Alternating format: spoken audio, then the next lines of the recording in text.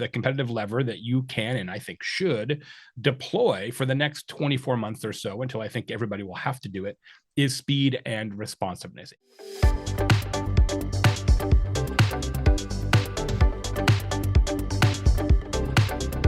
You're listening to the Content 10x podcast, where it's all about content repurposing. I'm Amy Woods, and I'm here to help you maximize your content and find smart ways to get your message in front of more of the right people, whilst also saving time. Let's get started.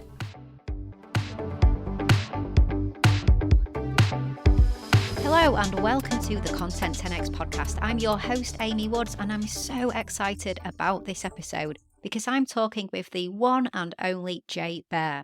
Now, this is Jay's third time on the podcast, and I promise you, he does not disappoint. He's as fantastic as always.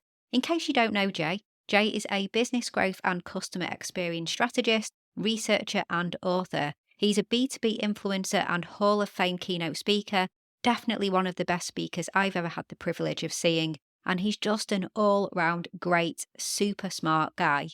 He's also a serial entrepreneur. He's behind so many successful businesses. He's the founder of Convince and Convert, who are great clients of ours at Content 10x, and he was the host of Social Pros podcast, taking the show to over 500 episodes. He's also the founder of Tequila, Baer. He's a global tequila influencer, something we talk about on the show where we discuss the growth of Tequila, Baer and differences between B2B and B2C and more. But we start off by discussing Jay's most recent research study, Time to Win. This is Jay's groundbreaking research into the impact of speed and customer patience on businesses. You can go check this out and download it for free at thetimetowin.com, so I really recommend you do that. In this episode, we discuss why speed is more important than almost anything else, plus some other very surprising findings.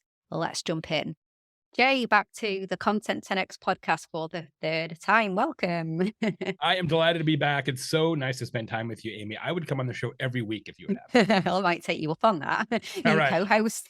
Absolutely. You'd let me know. No, you were last, well, actually, you've been on twice. So it was September 2019. I was just looking it up that you were spreading the word about word of mouth marketing, talking about talk triggers, got the book over there. Obviously, we enjoyed working with you on that content as well. Had you back again. We were talking about 500 episodes of Social Pros podcast. Amazing. And now I know obviously a big thing for you is the Time to Win research study that you've been doing.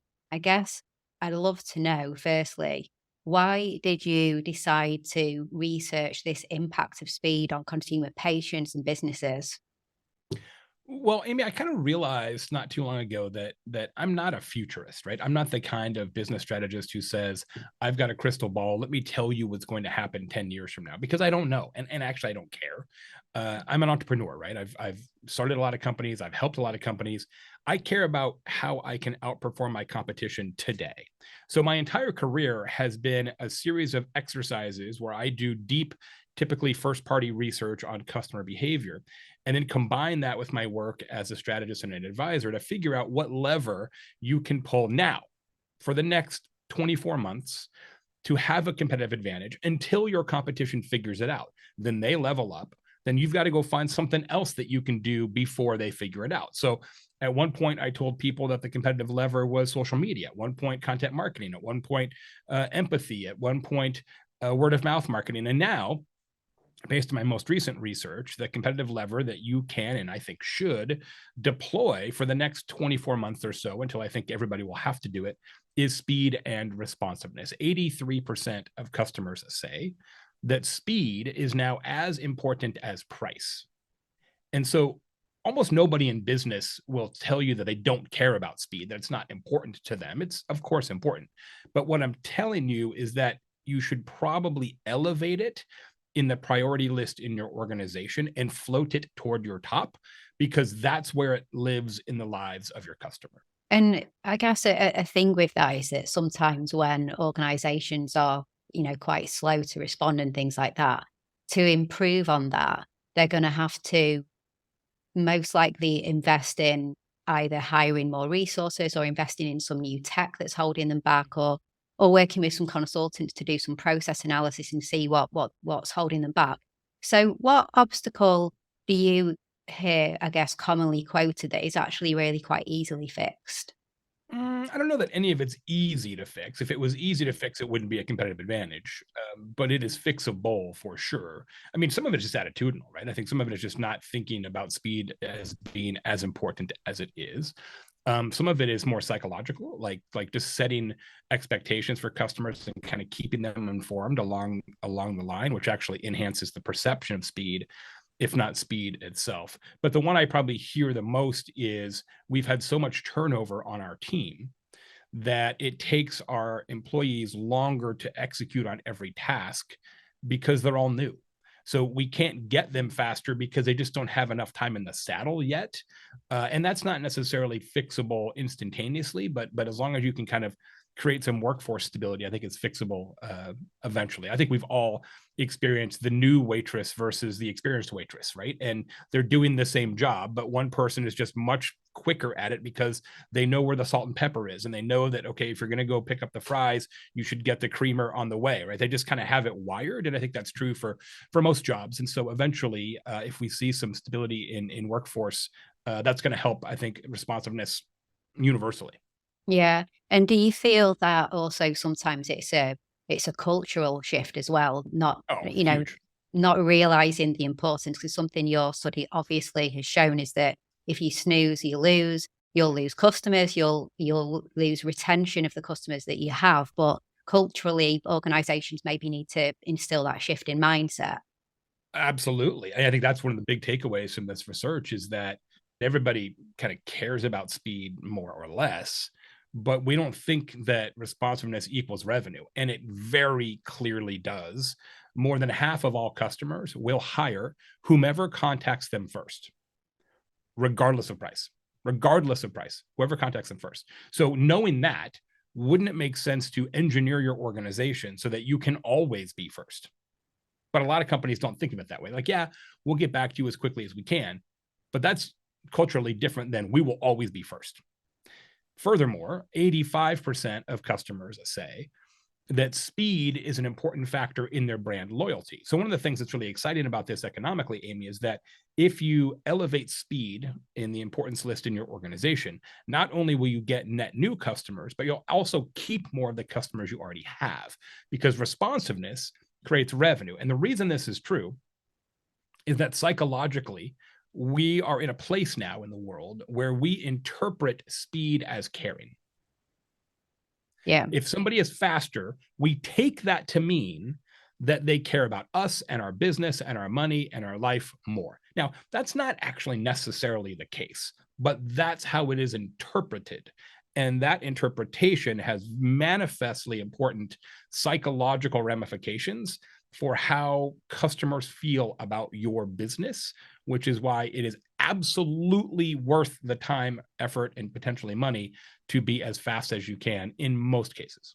Yeah, I just completely resonate with this because I'm thinking when I was selecting a new accountant to work with, and honestly, the accountant that I went with was the one that actually answered the phone. To be honest, like there were about three that were recommended to me, and maybe two that I did a bit of research on. I thought I'll contact all of them, and honestly, they either didn't answer the phone, didn't respond to my voicemail, or contacted me 5 days after this one answered the phone. I was already in the onboarding process by the time they got back to me. It was funny because I remember one said to me, I said something to them along the lines of, basically, you've snoozed and you've lose. Like I went with someone that was responsive, and I'm already in an onboarding process with them. And they started saying a few things to kind of change my mind. And another thing there is that even if someone better responds slower, there's a friction there. You're already in a process then, aren't you? And you think that they care. I remember saying to my husband that night when none of them called me back, why don't any of these accountancy businesses care? Like, why don't they care? Why won't they get back Yeah, to me? that's That it. was it. Yeah. And then they cared.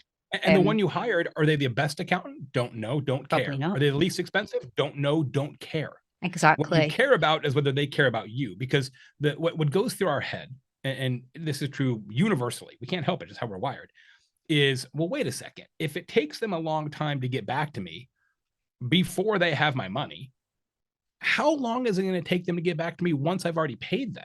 Yeah. right? Nobody wants that kind of scenario. And let me tell you a little truism that I talk about a lot on stage. Here's the part that's really dangerous. When you lose business because of speed, it is almost always invisible. So in your case, you told accountant two or three that you talked to that it was because they were slow. But in most cases, that exchange doesn't happen. They just didn't get your business. And it is almost universally the case that when people lose business in a competitive situation, they think they lost because of price. We always think it's price. I've been doing this for 30 years. It's almost never price. But we tell ourselves it's price because that is psychologically easier to admit to ourselves. Well, there's no way they could be a better business. The only way that we can lose is if they're willing to do it for less. The reality is your competitors are just running a better business. We don't want to have that conversation with ourselves, so we just say that it's price. So the next time there's a competitive accounting job scenario, what do? Well, they lower their price because they thought it was price. They still don't get hired by Amy because they're not any faster. They're just cheaper. They're like, wow, it's getting competitive. Third competitive situation, they drop their price again. Still don't get hired. They're not any faster. They're just cheaper. Now they're like, I can't believe how competitive this accounting business is getting. Only on the fourth competitive situation, when they've given away all their profit, do they get hired. Because everybody has a tipping point, right? Every consumer has that tipping point where they say, this is probably a terrible mistake, but I'm going to hire the slow accounting firm because they're so much less expensive, right? It's probably a terrible idea. I'm probably going to regret it, but at some point the money wins, right? The challenge is when those accounting firms kind of think this through and all their profit margin has been eroded, there's no report. There's no spreadsheet in your business that says lost due to responsiveness or lack thereof. And that's how you corkscrew your business into the ground. You're much better off just engineering your processes so that you can be first. You don't have to do the job first. You just have to respond first. Yeah, I completely agree. It is that quite an invisible metric that's killing these businesses.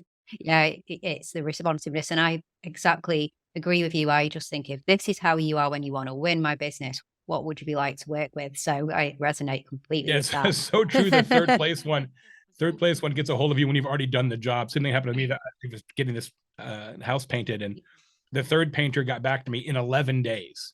At which point I'd already done the painting. Like, not only hired somebody and been painted. I'm like, dude, you are way late on this. No, thank you. So bad, isn't it? But yeah, there you go. What was a surprising finding? So what did you really Many think? surprising findings, but I think the one that surprised me the most is we looked into in this research, which you can get at thetimetoWin.com. We looked at responsiveness by age.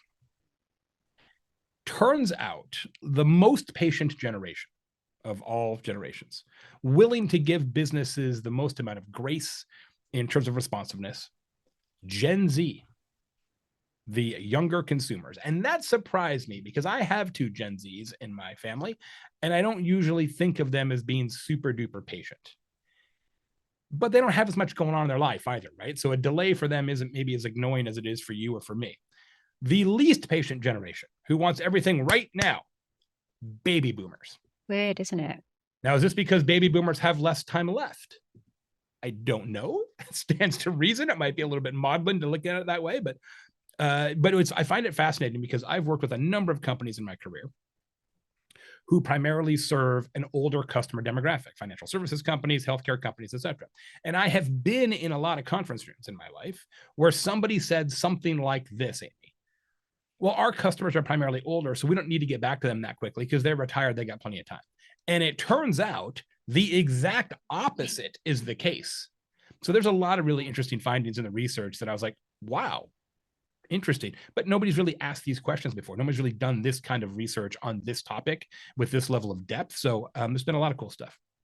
That's really interesting. And I would have just thought that the younger people are, the more Of course. impatient they are. Yeah, because they're on phones and all that. Oh yeah. I remember when my son, when he was 6, got an Amazon voucher for his birthday and never had a voucher before. Sat on my knee, ordered his present, and so showed him how it worked. And he went from my knee to the front door, stood in the porch, and I was like, what are you doing? He said, "Oh, I'm waiting for it." And I was like, we ordered it like 3 seconds ago. He said, "Yeah, well, you said Amazon's fast." I was like, "Yeah, but it doesn't, don't hit the button and it's at the door." And he just was like, like, just like, "When will It's it come then?" crushed. I was, yeah. I said, "No, it'll be here What's the probably point of this this time then? Yeah. tomorrow. Yeah, it'll be this Yeah. time tomorrow. We've got Amazon Prime." And he was, "Oh, okay," just like, it's like, he thought it was That's just amazing. instantaneous. Yeah, straight to the Someday, porch, maybe. waiting. Yeah. Yeah. Maybe by When they dropped the drone. drone, right? The drone Yeah. package, yeah, in your That's front what I door. Yeah. said to him. I said, "It'll be drones one day." No, that's really interesting. I wonder if it's something to do with like the Gen Z, maybe are more sort of empathetic towards Some certain. studies have shown that they kind of feel things deeply and empathetic and things like that. Could be, yeah. I think it's more that they just don't have as many life pressures, right? They're not as less likely to be married, less likely to have children, less likely to have a really high pressure job, right? And so the things that they need to do every day are maybe fewer, and so they feel less time pressure. That's my assumption. We didn't actually ask a follow-up question about it because we were so surprised. We didn't Yeah, think I it was didn't going to turn expect out that that. way, right? So That'll be the that'll be the follow-up next study. edition of the Yeah, research. yeah. Yeah. Yeah, we took all the research and we made a book out of it. The book's going to launch next month on Amazon, also called The Time to Win. This is the actual book. It's a Oh, little tiny wow. book. That's cool. So somebody asked me the other day, Jay, how come the book is so small? You're trying to compensate for something? And I said, no. I said, I've written 6, full business books. And I just thought it would be really contradictory to say, please spend 7 hours reading a full length book about speed. It just didn't seem to make a lot of And it's sense. gonna be So out in 3 years as well, like. yeah, right. Exactly. Exactly. So it only takes like an hour to read it, but a lot of people have gotten an early copy, say that it's got as much value in it as a full length book, which means a lot to me. So these will be on Amazon soon in July, I think is what we're looking for. We're going to sell them in 3 packs in a cool little slipcase. So you get 3 books that you can have one and give 2 to your team or your friends. So I'm excited about it. Oh, that's awesome. That's It'll amazing. be fun. I was actually gonna ask you about that in terms of, obviously, from a content perspective, you've got the study, you've got the website, you've got infographics and social video. Now you've got the book. Obviously, as well, you have turned this into a keynote, haven't you? So you are evangelizing this all over the world. Is there any other like big content opportunities that you've managed to gain from this? On the time to win side, I mean, a lot of podcast opportunities like this one. I always love to be with you. There's probably more to think about on the content side, but it's primarily the same.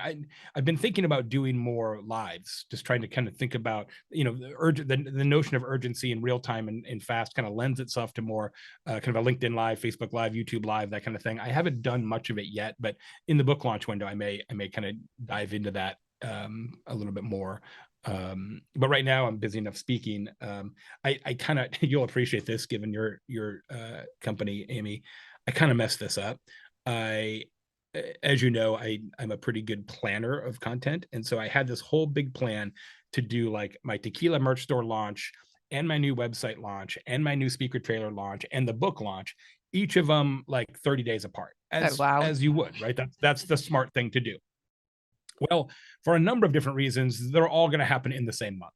No. And I think I'm on the road 26 days that month. So it's gonna be a bit of a kerfuffle. But if I survive the summer, the second half of the year is gonna be incredible. Wow, yeah, that sounds like a busy, I busy, kind challenging of messed it time. up. Well, it's because I don't have the agency anymore. It's just my assistant and myself, right? So it's just me and a halftime person who's great, but I don't have like 25 world-class strategists that I can delegate to anymore. So that's a bit of a challenge as well. Hey, just a little break from this week's episode to let you know about becoming a Content 10x Insider. If you want more content repurposing tips and advice, then why not join hundreds of business owners, marketers, and content creators who get them delivered straight to their inbox once a week by subscribing to the Content 10x newsletter. As well as tips and advice, you get industry updates, inspiring stories, exclusive content, offers, and more. You can subscribe at content10x.com/newsletter, and there's a link in the show notes too. Okay, back to this week's episode. You just mentioned tequila, your tequila business, which is what I wanted to to pivot the conversation to. So a great segue into that. So you're, I mean, Tequila J Bear, you're doing amazing with that, aren't you? I was looking at the growth. So Instagram, 136,000 or so followers since April last year. TikTok, over 75,000. Um, so it's all incredible what you've done over there in such a short space of time. How have you achieved this? What's the secret recipe to your success with this? Well, I part of it is I didn't start out trying to make it a thing. When I stopped recording the Social Pros podcast after 10 years, I had some microphone time in my schedule. I said, well, what if I just try to teach people some of the things that I've learned about tequila over the last 2 decades? That was the end of the strategic plan. And I'd never really done a lot. I've never done any TikTok stuff and never really done any reels, mostly longer form videos. And then, well, let's just, just for my own purposes, it'd be kind of fun. I've never really created content in that format. Let's try reels and TikTok. And so I just kind of started to make a couple of videos here or there, and they were not very good. And I got a little better, and then relatively quickly, it sort of took off, and people liked it, and they reacted to the content, and the algorithm favored that, and Instagram and TikTok, kind of recommended it to a lot of people who are interested in tequila and mezcal, etc. And now it just became a whole thing. But I'll tell you, one of the secrets is my good friend Rory Vaden, who runs Brand Builders Group, which is one of the greatest personal branding consultancies in the world. Has a saying that I really tried to follow. Rory says that your ideal audience is the person that you used to be. And there was a time when I didn't know anything about tequila. Now, it's been a while, but there was a time where I didn't know anything. And so what I try to do as often as possible is create content for that version of me. When I started doing this 13, 14 months ago, one of my observations, Amy, was that there already were, I don't know, 5 or 6 kind of tequila education accounts out there on Instagram and TikTok. But universally, they were like tequila nerds talking to other tequila nerds. And that's definitely interesting, and it's content that I personally prefer. But if you do the math on this, in the US, there's 40 million Americans have at least one cocktail a month. That includes tequila, 40 million. Typically margaritas. But that's kind of your addressable audience, is 40 million people. There is an app in the tequila business called Tequila Matchmaker, which allows you to rank and rate tequilas. It's sort of like Vivino for wine, or Untapped is that version for craft beer in the US, etc. There are 250,000 or so people who have downloaded that app ever. So that's really the nerd group. So you think about 40 million people up here, 250,000 people in the nerd community. So I'm like, well, I'm a professional marketer. Which audience do I want to target? And so I have really tried throughout the run of the Tequila J Bear program to, as often as possible, right, create content for the novice or intermediate tequila fan, as opposed to creating content for myself at the advanced level. And that's been really, really successful, and also quite a differentiator from other people in the community. Yeah, and you've been really consistent as well, haven't you? For a week every week. For a week every week. Wow, and that's just since it was around April 2022. Yeah, So just over a year. Yeah, my agent on the speaking side is like, hey, Jay, imagine if you created 4 videos a week about business. Think about how successful you'd be. I'm like, yeah, that's not as much fun. Yeah, you got to. Because I'm literally creating more content about tequila than I ever did about anything else. She's kind of mad about that, actually. But it's all right. What iterations did you make along the way? As have you changed the 4 a week in format, things like that? Yeah, I mean, we did, obviously, having been down this road in the past, sometimes with you, did the usual testing, right? Time of day a week, number of videos a week. I mean, clearly Instagram and TikTok would prefer, I think, if I published every day. They generally speaking, I think, take a more is more approach to the algorithm, but I'm not at this point prepared to do a daily video. Maybe next year when my speaking schedule probably lightens up a little bit, but for now, 4 a week is good. I also discovered a little bit of a paradox for me. This is kind of like the age of, who's patient question. I assumed, Amy, that when you're talking about tequila, people would want to consume that content on the weekends because that's when you're more likely to presumably drink tequila. Turns out, nope, not true. When I publish Friday, Saturday, it does terrible. So we actually do not publish Friday, Saturday. We publish Monday, Tuesday, Wednesday, Thursday, and then weekends are off, and we start fresh again on Monday, which surprised me, but that's certainly how it's proven to be effective for us algorithmically. Um, Also, we have tried as much as possible. I mean, this is no big revelation, but I've proven it to myself to keep the videos as tight as possible. Yeah. So I would say 90% plus of our videos are about a minute 28. That's kind of where we kind of hit it. We're always under 90 seconds. And that requires, you got to get right to the point and some fairly aggressive editing sometimes to kind of get inside that number. But that's worked out pretty well. And then my assistant, Maddie, who's also my assistant for my real company, she does all the reviews with me. And she's 25 and is a very novice tequila drinker. And she's been great on the channel because she really does represent that audience, right? The people who are not, 25 years into this. And so she'll give something a score and I'll give something a different score because we have different preferences and different flavor profiles. And that's been, we're really good together on camera. And so it's just been a good dynamic that's been really successful. Yeah, I've seen those videos. I didn't know that was Maddie though. I didn't put two and two Yeah. together. That's cool. Yeah. Yeah. So yeah, Yeah, she does all the things. So manages my that's calendar and my brilliant. travel. Yeah. So she has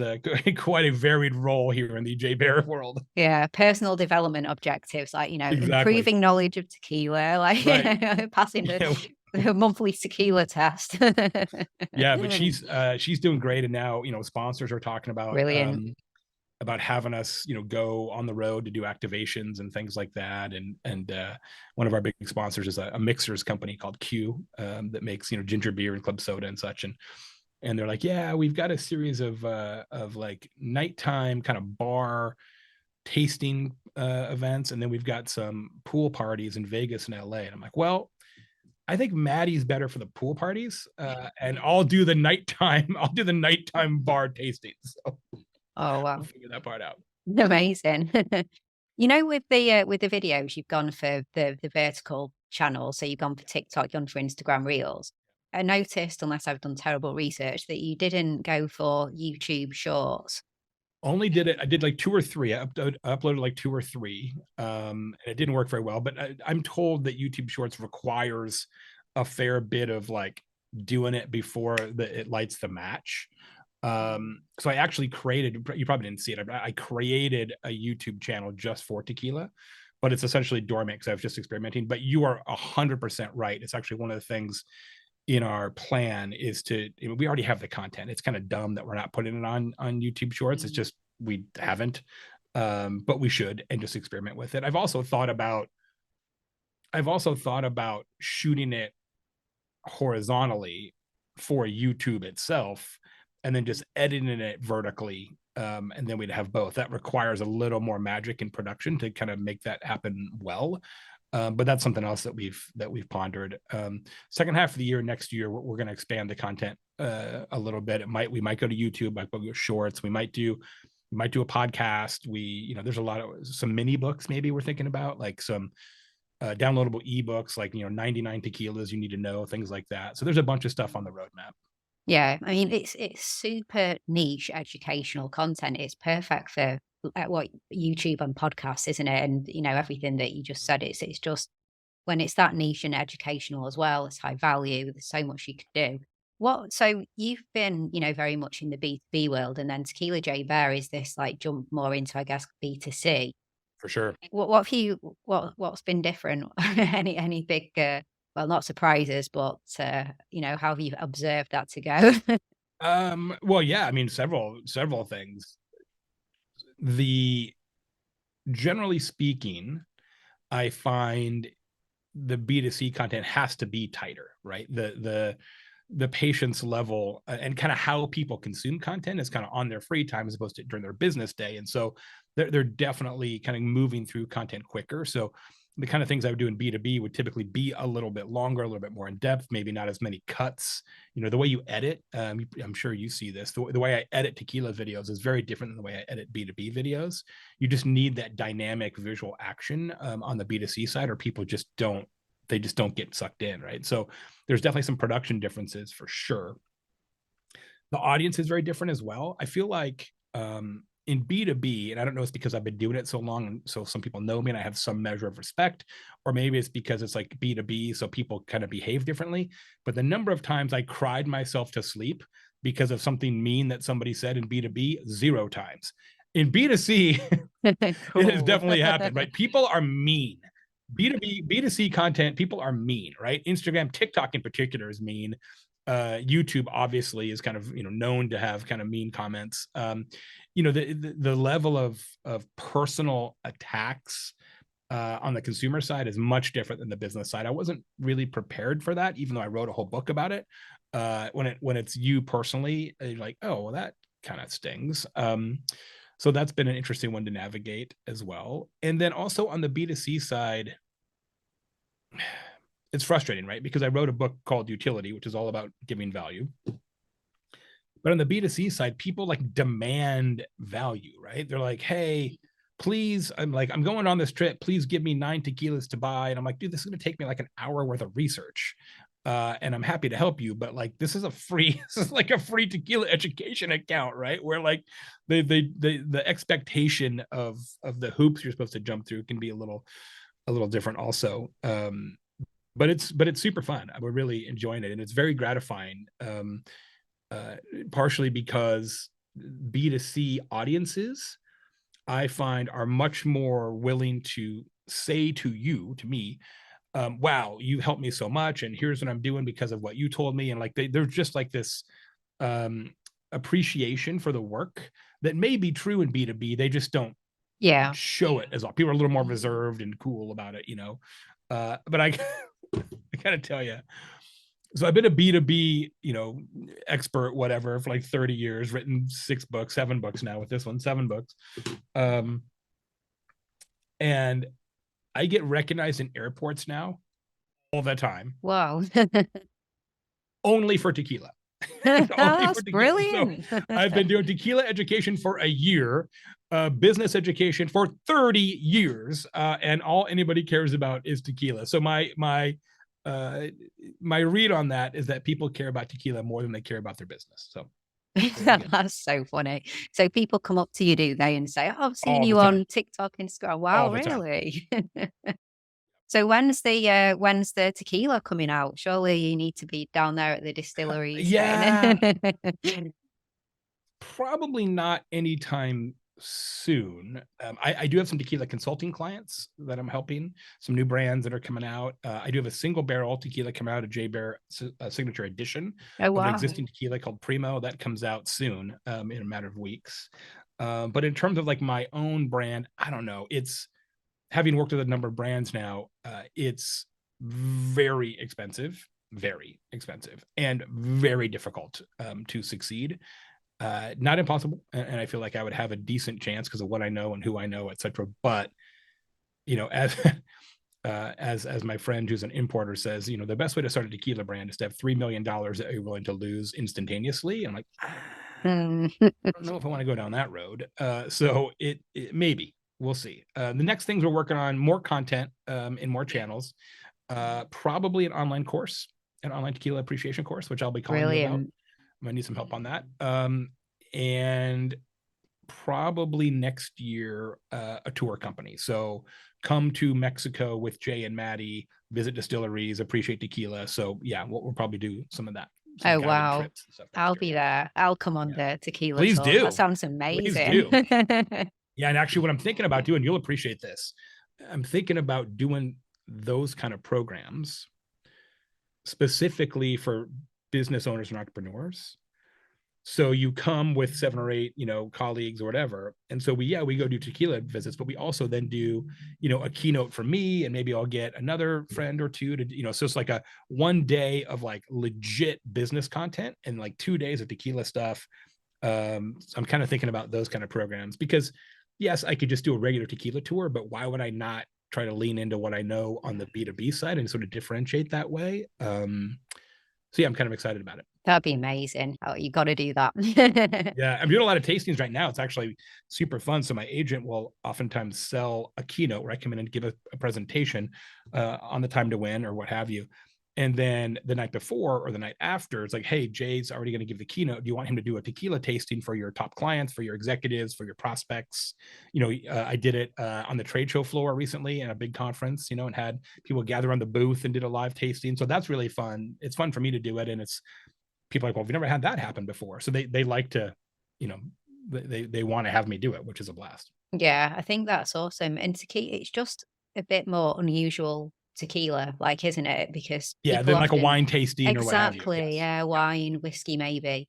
But certainly over here in the UK, I think it gets, I'm sure a lot in the US too, but it's very much associated with margarita and shots. People don't have a lot of appreciation for the quality out there and things like that until you start looking at the price tags on anything that's like a decent standard tequila, and it's quite up there, isn't it? So Yep. Yep. But it's funny, when I was in London in December, I went to a liquor store and they had a bunch of gems that are really hard to find here. And so I actually actually bought a bunch of tequila in London and brought it home, which felt that's felt a little mad. weird to me. Yeah, but yeah, people don't know it as well there, right? So it's not, those No, kind of tequilas would be in a store here, they'd be bought out in a week, right? And over there, they don't know what they have. And no. so yeah, it was kind of fun. Yeah, because I struggle with the ones that you recommend, because I've watched your content. I struggle often to get them because of my location. They're not exported over here, are they? So that's funny. So you've got your book, but that's coming out in July. By the time this goes out, it may already be out. I'll check. Exciting. I'll make sure that I obviously have links to everything for the book if it's out. I'll go and update everything when it is out. Right now, we've got so the timetowin.com to find out more about all of that really interesting study. I think everybody should just have a look at that because it's fascinating.